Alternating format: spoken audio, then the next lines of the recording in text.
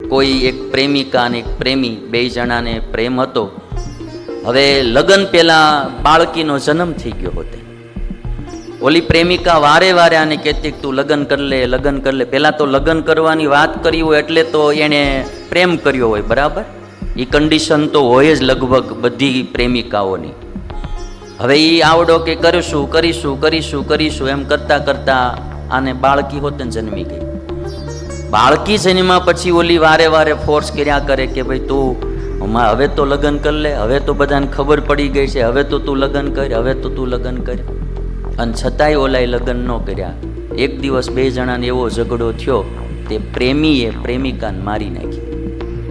લ્યો, નાની એવી 2-3 મહિનાની બાળકી અને પ્રેમિકાને ઓલાએ મારી નાખી.